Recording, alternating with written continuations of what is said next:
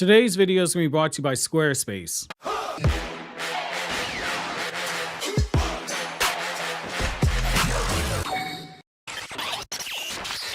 Yo, what's going on everybody? It's your boy Naruto Explain here, bringing you guys another Boruto Naruto Next Generation discussion on the fallout from Boruto Chapter 80. And today, I wanted to talk to you guys about why the trigger for Boruto versus Daemon, something that we've been teased with the latest Boruto chapter, might not be what many of us are expecting, and it might actually be the one thing that can actually make Boruto fight at full power when this occurs, which is Boruto and Sasuke might be in a situation where they end up facing Daemon after the Boruto time skip, and in particular Sasuke might play a role in this. And no, Sasuke does not die in this video, so let's get that out of the way right now. However, here's the thing. So as we all know, following the moment where Code got his limiters removed, Daemon promptly proved to Code that it doesn't matter if he's now stronger than Jigen, because there are levels to that statement beyond Jigen, and Code just barely met the entry point. Whereas Daemon was on a whole nother level, proven by how easily he literally stomped Code in the battle itself.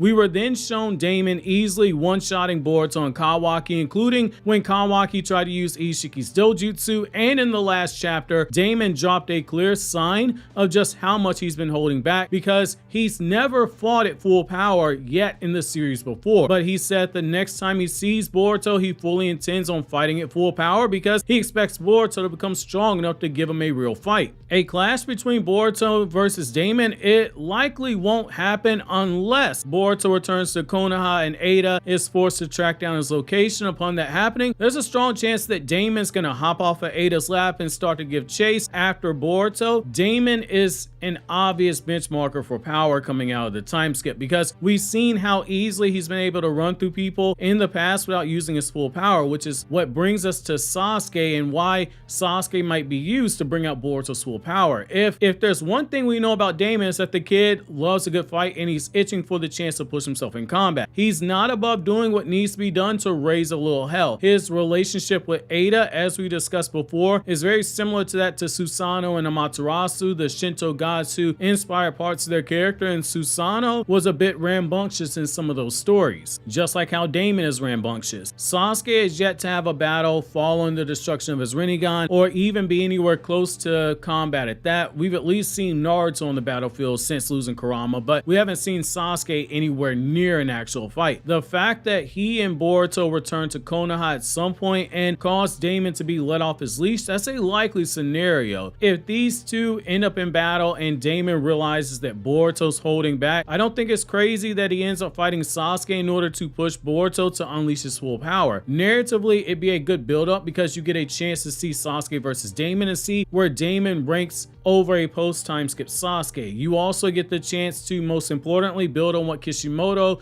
Naruto series creator, had originally intended for Boruto and Sasuke's relationship, which was for them to be more akin to like that of Gohan and Piccolo. The reason why Kishimoto initially wanted them to mirror those two goes both back to Dragon Ball playing a heavy role in his inspiration for even making Naruto, as well as what he said in 2015, where he said that he felt bad for Sasuke not having a role in Naruto the Last and wanting him to play a bigger role in the Boruto movies, so he wanted Sasuke to be Boruto's teacher, even though he had originally had no plans for this to be the case. But the more he thought about it, the more he wanted Sasuke and Boruto to have a relationship like that of Gohan and Piccolo. Right now, given the Shinjutsu has reset everything that we know in the franchise itself, Sasuke and Boruto are at the phase where Piccolo was when he realized they needed to train Gohan, because he was their best hope against the Saiyans at that point in time, due to Gohan's power level being significantly higher than Goku or Piccolo at that point in time, despite Gohan only being 3 years old. His potential was insane, and Piccolo knew you needed a monster to fight against another pair of monsters. Sasuke is there with Boruto right now because he knows that Sarada believes that Kawaki's bad news for the village, and we know as the audience via dramatic irony that Kawaki's bad news for the village, so Sasuke knows he needs Boruto to grow stronger. Boruto has Momoshiki's soul inside of him, and by extension, Sasuke likely has figured out that Kawaki has Ishiki's powers, and he knows how strong of a vessel that Ishiki can be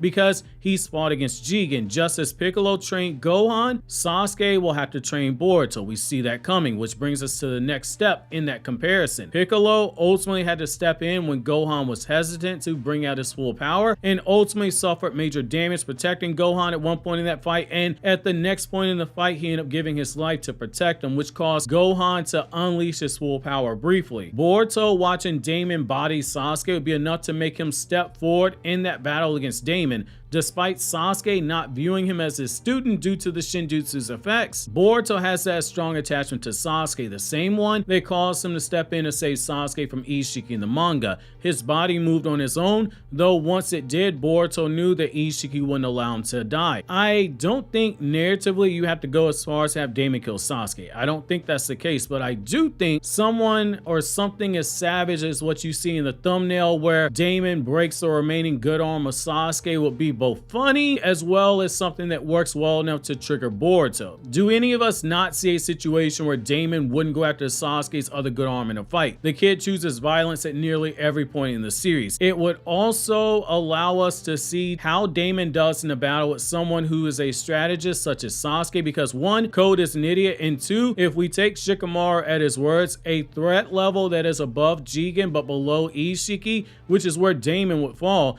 is a threat that Konoha can manage against. On one hand, I don't like the idea of Sasuke being used as bait to lure out Boruto's true power, because to be honest, if it's going to happen, it needs to be against a true boss like Kawaki, but the line of Daemon wanting to fight Boruto full power, that feels like a Chekhov's gun. At some point, we are going to see Daemon versus Boruto, and Boruto doesn't really have any hostility towards Daemon to fight him in that manner, so it does make me wonder what it would take to get Boruto to that level where he pushes Daemon in a fight, unless he comes out of the time skip just strong enough to actually hold back against Daemon and push Daemon to full power. That would be insane. However, given Kishimoto originally wanted a dynamic between Gohan and Piccolo to be like that for Sasuke and Boruto, it actually works if we go the other route. Nappa wasn't the final boss of the Saiyan saga. That was Vegeta. Daemon won't be the final boss for the return battle at Konoha. That obviously is going to be Kawaki. If we continue with the Dragon Ball parallel, Kawaki paying off that line about killing Daemon might occur if Kawaki's watching from afar and sees Daemon fail to beat Boruto and he just kills them all, similar to how Vegeta killed off Nappa. I do think narratively Sasuke versus Daemon, it is something that can work. There's no debate in my mind that it wouldn't be an entertaining battle to watch, though Sasuke ultimately loses because of what it would mean for Boruto, but it does make me wonder if this is the shot that you shoot to open up Sasuke in a fight. This feels very similar to how it felt back in the day after Naruto got out the time skip, when internet forums was still a thing. People were upset we never saw Jiraiya cut loose in a fight because he was drugged and not using full power in the legendary Sannin three-way battle in part 1 during the Search of Tsunade arc. We heard Four Tails Naruto almost killed him, and when we saw Orochimaru in a dying body toying around Four Tails Naruto, it made people wonder just what kind of power did Jiraiya have if he could survive all of that while holding back against Naruto. With every Akatsuki member we saw in battle, people kept wondering just when are we going to see Jiraiya in a battle, and it feels like we're at this point now with Sasuke. Fans want to see the character actually have a good fight, and he's a popular character, one that you can't ignore, but I'm not sure if Daemon's the one that you shoot that shot with if you want to have a true impact on Boruto and by extension Sarada as well. At the same time though, it feels like Daemon is a logical choice because Kawaki already has major heat for sealing away Naruto and literally taking Boruto's life from him. If he were to kill a beloved legacy character who is literally a cornerstone of the franchise, it makes it way less believable that Naruto would forgive him when he ultimately inevitably gets unsealed. That's a line you can't really cross if you're Kawaki. The idea of Daemon fighting him and stopping short of killing him makes it a much easier pill to swallow narratively. There are things in the matchup that do favor Sasuke. For instance, in a one-on-one setting, Daemon needs to place his palms on someone in order to use his reflection jutsu. Doesn't have to be Sasuke, just has to be someone. Sasuke just happens to have the Sharingan. Sharingan Genjutsu versus Daemon's raw speed. That's what it would come down to. Does Daemon even know how to break out of a Genjutsu? Is something that we don't know. The interesting thing about the villains that we've had in Boruto is that most of them, they aren't ninjas.